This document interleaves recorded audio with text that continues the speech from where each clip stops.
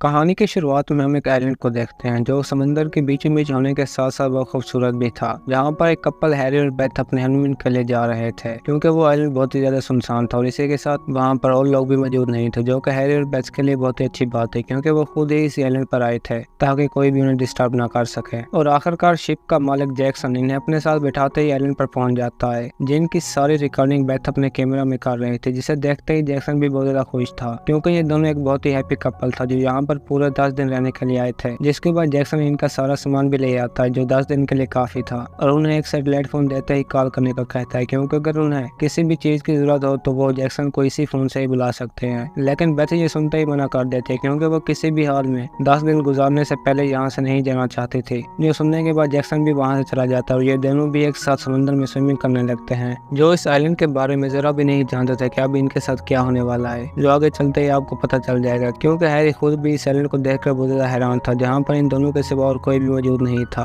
तभी हैरी जो ही जागता है तो उसे अपने साथ किसी के पाँव के भी निशानात दिखाई देते हैं जो सीधे जंगल की तरफ जा रहे थे, और वो इस सब के बारे में बेथ को भी बता देता है क्योंकि इन निशानात का साइज भी इन दोनों से छोटा था, जो आखिरकार निशानात का पीछा करते ही जंगल में पहुंच जाते हैं। लेकिन वो आगे बिल्कुल भी नहीं जा रहे थे, जिसकी वजह से ये दोनों उन्हें इग्नोर करते ही अपना टाइम स्पेंड करने लगते हैं क्योंकि वो अपने हर पल की रिकॉर्डिंग कर रहे थे ताकि वापस जाने के बाद उन्हें ये सब याद हो। और खास बात ये भी थी कि इन दोनों के सिवा और कोई भी वहाँ पर मौजूद नहीं था, जो अब दोनों इस आइलैंड के मालिक थे और एक साथ ही अपने रहने के लिए कैंप भी सेट करने लगते हैं क्योंकि ये आइलैंड बहुत ही ज्यादा खामोश था, जिसे लेकर बेथ तो बहुत ही ज्यादा खुश थी और हैरी भी उसके साथ फन करने लगता है ताकि वो इसी तरह ये 10 दिन हैप्पी होकर गुजारे। अब इस सब के बाद जब हैरी जंगल में लकड़ियां इकट्ठा कर रहा था तो उसे वहाँ पर कुछ बोन्स दिखाई देती हैं जो जरा भी नहीं जानता था कि ये किसकी हैं, क्योंकि वो किसी परिंदे की तो बिल्कुल भी नहीं थी, जिन्हें हैरी अपने साथ लाते ही बेथ के साथ खाना खाने लगता है। जो सुबह होते ही फिशिंग पर चलने का कहती है। तभी हैरी बातों के दौरान बेथ को भी वही बोन्स दिखा देता है जो उन्हें देखते ही इग्नोर कर देते हैं क्योंकि वो नहीं जानते थे कि ये किसकी हैं, और इसी के साथ ही अपने कैंप में जाकर रात गुजारने लगते हैं। अब रात को जब ये दोनों तो इसी भी हैरी कोई आवाज सुनते ही जाग जाता है, जिसे देखने के लिए वो अपनी टॉर्च लेते ही कैंप से बाहर निकला था, लेकिन उन्हें वहां पर कोई भी दिखाई नहीं दे रहा था,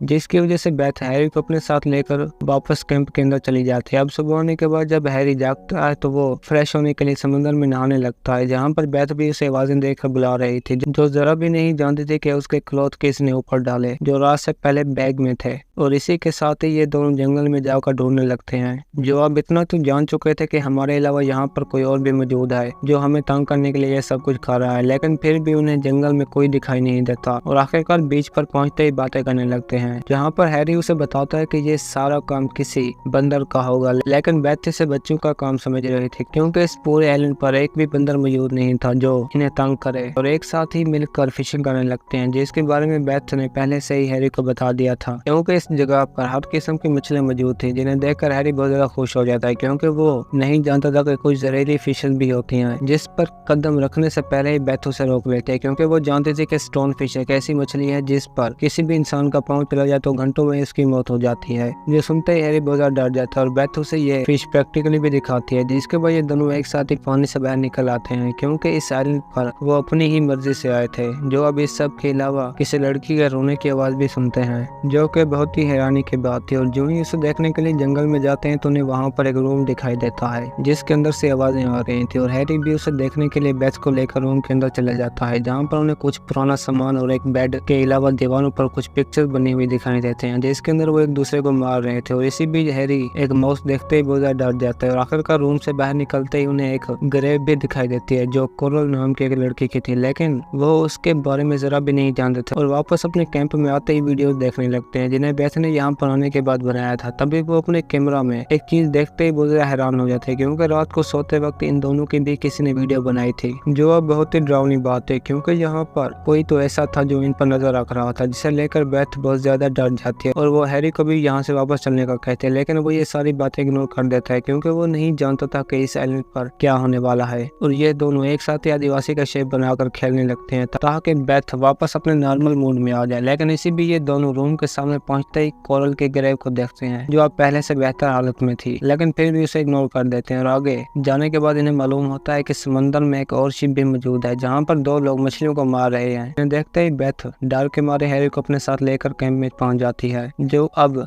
दोनों इस सब की वजह से बहुत ज्यादा डरे हुए थे, क्योंकि उन्हें अब भी किसी के रोने की आवाज सुनाई दे रही थी, जिसे देखने के लिए ये दोनों जो ही बाहर निकलते हैं तो वहाँ पर कोई भी मौजूद नहीं था, जिसकी वजह से हैरी बेथ को वहीं पर रोके ही आगे जाने लगता है, लेकिन ये भी उसके पीछे पीछे वहीं पर पहुंच जाती है। जो अब इतना तो जान चुके थे कि यहाँ पर जो कुछ भी हो रहा है इस रूम के अंदर ही हो रहा है। जो अंदर जाते ही अपने सामने एक बुक को देखते हैं, लेकिन अब कोरल की ग्रेव भी बहुत खूबसूरत बन चुकी थी, जिसके बाद ये दोनों वापस आते ही बाहर सोने का कहते हैं, ताकि अगर यहाँ पर कोई भी है तो उन्हें उसके बारे में पता चल जाएगा। लेकिन ऐसा बिल्कुल भी नहीं होता, बल्कि सुबह होते ही इन्हें अपने कैंप में जेली फिश लटकी हुई दिखाई देते हैं, जो देखकर बेथ बहुत ज्यादा डर जाती है और दोनों यहाँ से वापस चलने का सोचते हैं। लेकिन अब सैटेलाइट फोन भी वहाँ पर मौजूद नहीं था, जिसकी वजह से हैरी गुस्से में आते ही उन दोनों बोट वालों के पास पहुंच जाता है, क्योंकि हैरी और बेथ इन दोनों पर ही सबको शक कर रहे थे, लेकिन वो इंग्लिश नहीं बोल सकते थे, जिसकी वजह से इन चारों की आपस में बहस होने के साथ साथ लड़ाई भी हो जाती है, जिससे डर कर बेथ भी हैरी को अपने साथ वापस ले आती है और कुछ टाइम गुजारते ही उनकी जगह पर वापस पहुंच जाते हैं, जो अब यहाँ से जा चुके थे। लेकिन उनका सामान चेक करने पर भी इन्हें फोन नहीं मिल रहा था, जिसकी वजह से हैरी बोर्ड पर जाकर कॉल करने का सोचता है, जो समंदर में कुछ ही फासले पर मौजूद थे। अब आखिर में हैरी बोर्ड पर पहुंचते ही रेडियो की मदद से हेल्प मांगने लगता है, लेकिन इसी बीच पीछे से एक आदमी आते ही हैरी को बेहोश कर देता है। आखिरकार इसे अपने साथ उठाते ही आइलैंड पर पहुंच जाता है, जहां पर उन्होंने बेथ को भी पहले से बांधा हुआ था। तभी उनमें से एक आदमी गुस्से में आकर बेथ को भी बहुत ज्यादा टॉर्चर करता है, जो हैरी के लिए एक बहुत ही खौफनाक मंजर था। लेकिन इसी बीच जंगल में कोई आवाज सुनकर ये दोनों साथी आगे बढ़ने लगते हैं, जिनका फायदा उठाकर हैरी भी अपने आप को छुड़ा लेता है और आखिरकार बेथ की रस्सी खोलते ही आगे बढ़ने लगते हैं, जहाँ पर इन्हें वहीं दोनों आदमी दिखाई देते हैं, जिनमें से एक को गोली लगी हुई थी और वो बोर्ड पर बैठते ही वहाँ से रवाना हो जाते हैं। अब सुबह होने के बाद बेथ भी सबको लेकर बहुत ज्यादा परेशान थी, जो आखिरकार ये चेक करने के लिए उनका पीछा करने लगती है कि उस आदमी को किसने गोली मारी, जो एक बार फिर भी उसी रूम में पहुंच जाती है, जहां पर वो इस बार बुक देखते ही उसे पढ़ने लगती है। तभी इतने में हैरी भी वहीं पर पहुंच जाता है, जो बुक पढ़ने के बाद जान जाते हैं कि यहाँ पर कोरल नाम की एक लड़की रहती थी, जिससे 7 लोगों ने पकड़ते ही बहुत ज्यादा टॉर्चर किया, क्योंकि इस आइलैंड पर कोई भी नहीं आता था, जिसकी वजह से उन लोगों ने आखिरकार कोरल को मारते ही इस आइलैंड में दफना दिया, ताकि किसी को भी उनके बारे में पता न चले। और उस दिन से ही कोरल की आत्मा यहाँ पर आने वाले हर किसी को मार देती है, जिस पर हैरी जरा भी यकीन नहीं कर रहा था, क्योंकि वो जानता था कि वो आत्मा यहाँ पर आने वाले मासूम लोगों को भी मार देती है। लेकिन ये दोनों अब तक भी जिंदा थे, जिसकी वजह आप लोगों को कहानी के आगे ही पता चल जाएगी। लेकिन बेथ को इस बात पर पूरा यकीन था कि कोरल के साथ बहुत ही नाइंसाफी हुई है, जिसकी वजह से वो हर रोज कुछ स्टोन लाते ही कोरल की ग्रेव पर डाल देती, ताकि उसे मुक्ति मिल सके। अब रात होने के बाद जब हैरी सो रहा था तो उसे इस बार भी किसी की आवाज सुनाई देती है, जिसे देखने के लिए वो जो ही बाहर निकलता है तो वहाँ पर 2 और ग्रेव भी बनी हुई थी, जिनमें एक हैरी और दूसरी बेथ की थी, क्योंकि अब मरने की बारी इन दोनों की थी। जिसके बाद ये दोनों बहुत ही ज्यादा डर जाते हैं और आखिरकार लकड़ियां इकट्ठी करने लगते हैं, ताकि अपनी मदद के लिए किसी को बुला सकें, क्योंकि आग लगाता ही इन दोनों का लोगों को सिग्नल मिल जाएगा। तो इसी बीच ही हैरी जंगल में अपने फोन की कॉल सुनता है, जिसे देखने के लिए वो जो ही आगे जाता है तो फोन कहीं और नहीं बल्कि उसी रूम में था, जहाँ पर ये पहले भी आ चुके थे। अब हैरी फोन उठाकर जो ही बात करने लगता है तो वहाँ पर किसी लड़की के चीखने की आवाज थी, जो और कोई नहीं बल्कि कोरल खुद ही थी, जिसे वो 7 लोग टॉर्चर कर रहे थे। जो हैरी सुनते ही बुरा डर जाता है, आखिरकार रोने भी लगता है, क्योंकि पहले हैरी को भी सब पर यकीन नहीं आ रहा था। जिसके बाद कोरल खुद भी हैरी के सामने आ जाती है, जो अपने हाथों में चाकू लेकर उसे भी मार देती है। अब दूसरी तरफ बेथ को भी हैरी कहीं पर दिखाई नहीं दे रहा था, जिसे देखने के लिए वो एक टॉर्च उठाते ही जंगल में आगे बढ़ने लगती है, लेकिन हैरी उसे कहीं पर भी दिखाई नहीं देता। लेकिन इसी भी बेथ को कोरल की ग्रेव पर खून बहता हुआ दिखाई देता है, जो अचानक ही ऊपर देखने पर जान जाती है कि ये हैरी की डेड बॉडी का खून है, जिसे अब कोरल ने मार दिया। और सुबह होते ही वहाँ से भागकर आग जलाने लगती है, ताकि किसी और को उसके बारे में पता चल जाए। लेकिन अब भी वो